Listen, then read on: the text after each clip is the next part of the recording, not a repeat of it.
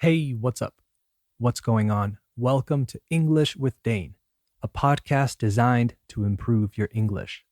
As always, I'm your host, Dane, and you can find me on Instagram at English with Dane. If you want a full transcript of this and all future episodes, send me a message, and if you don't use Instagram, send me an email at englishwithdane@gmail.com. This episode is all about strange news, which means I have 3 weird headlines that grabbed my attention for us to discuss. There's also a bunch of good vocabulary in these stories, so we'll break that down at the end in our vocabulary check as always. Let's dive in. You are listening to the 35th episode of Season 2 of English with Dane. Hit it.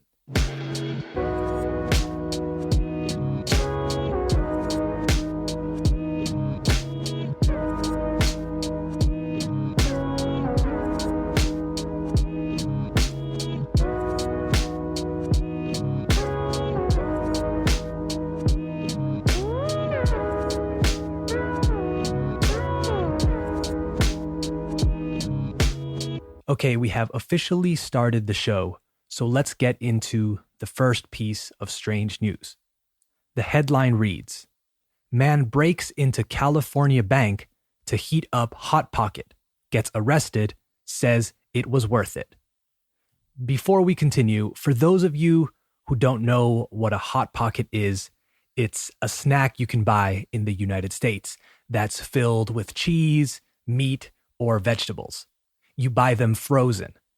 I used to love them when I lived there. They're pretty unhealthy though. Anyway, let's keep reading. Police say that a man who broke into a bank in California did so just to heat up his Hot Pocket in the microwave. Police were called to the Wells Fargo Bank in San Diego early on Wednesday morning. When they arrived, they found a broken window near the bank's drive-thru. An alarm company reported that surveillance cameras caught a man inside the break room using the microwave. When the man was arrested, officers say that he told them why he was there. Here's the transcript of the interview. Reporter: "You did that for a Hot Pocket?" Man: "Yes, all that for a Hot Pocket." Reporter: "You broke into a bank for a Hot Pocket?" Man: "Hot Pocket. Hot Pocket." Reporter: "Was it worth it?" Man: "Hell yeah, it was worth it." Yes, it was worth it. A Hot Pocket? Hell yeah.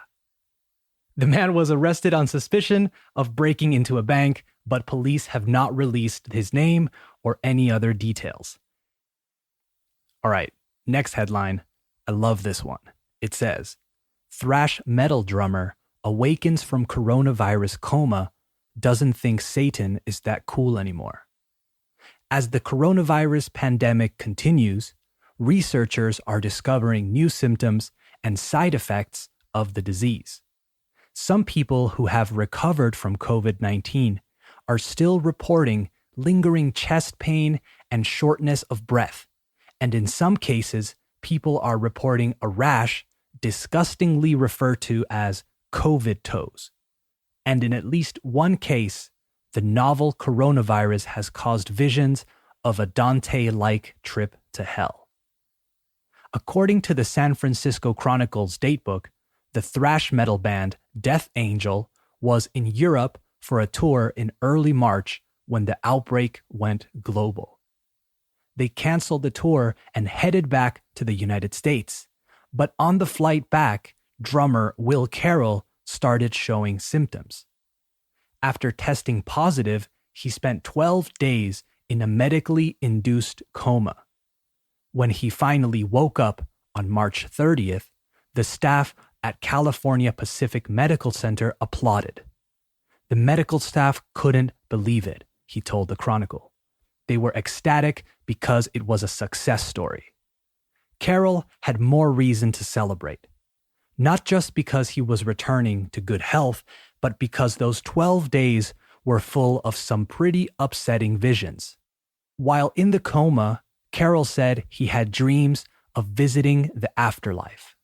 He saw himself leave his body and plummet down to hell, where Satan, a woman in his case, punished him for the deadly sin of sloth, pereza, morphing him into a Jabba the Hutt-like monster who vomited blood until he had a heart attack. I woke up on the hospital bed with tubes coming in and out of me, and there was a nurse right there, and my first words were, "Am I still in hell?" Carol said that the experience has him reevaluating some things. "I'm still going to listen to satanic metal, and I still love those bands," he told the Chronicle. "As far as for my personal life and my experience of what I went through, I don't think Satan is quite as cool as I used to." I'm glad he's okay. What a weird story, though. It sounds like he went through some really intense stuff. Okay, I have one last headline. Oof, I might like this headline more than the previous one, actually. This one is great. It says, "Police arrest man who claimed he was making healthy meth."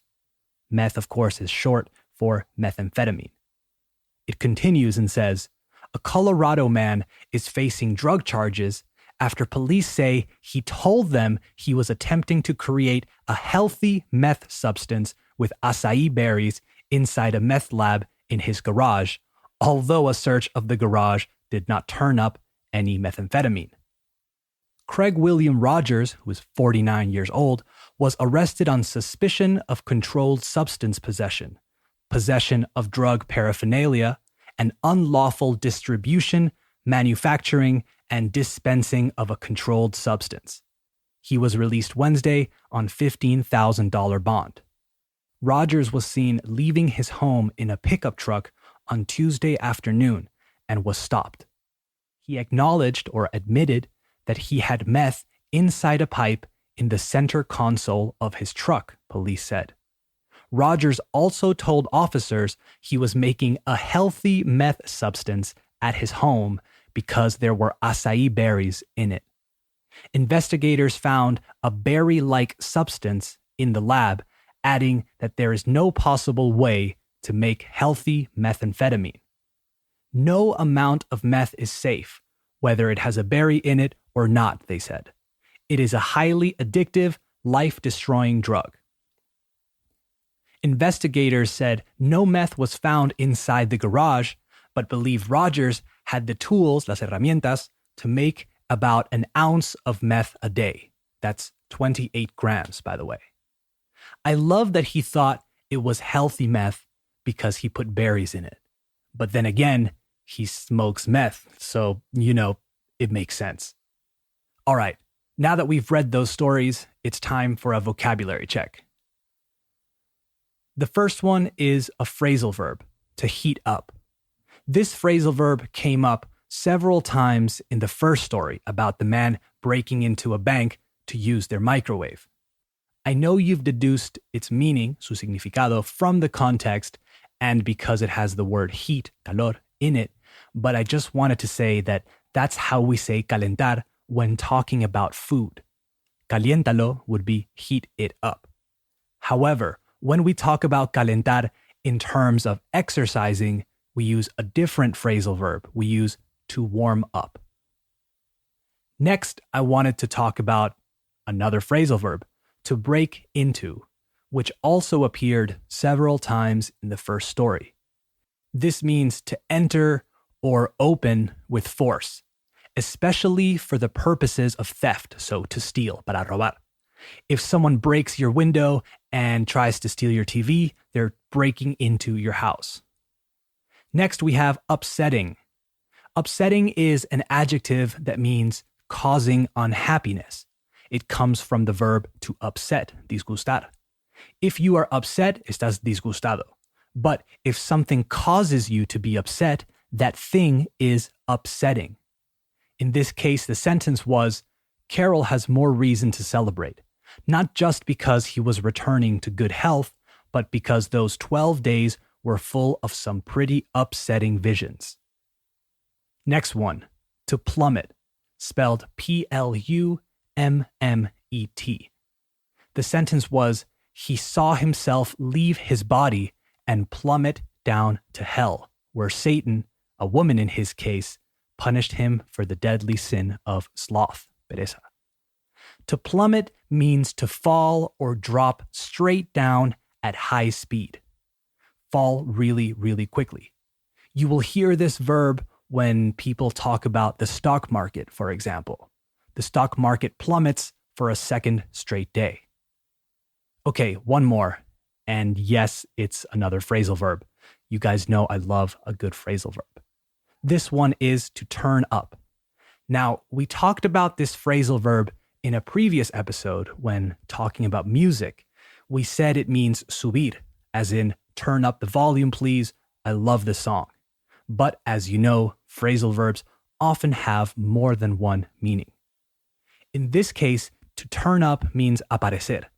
The sentence was, a search of the garage did not turn up any methamphetamine. Well, it's actually closer to revelar in this context, as in la búsqueda no reveló any methamphetamine. We usually use turn up when you finally find something or someone. For example, I was looking for my phone for hours and it finally turned up. It's funny that we say that, really. It's like the phone commits the act. We say it in Spanish too, right? Al final apareció under the sofa, for example. All right, that's it for today's episode. I hope you enjoyed it, and I hoped you learned a thing or two. Don't forget to subscribe to English with Dane on Spotify, Apple Podcasts, or wherever you listen. Follow me on Instagram for quizzes and extra content. And remember, the best way to support English with Dane is to give it a 5-star rating and leave a review. All right, talk soon. Bye-bye.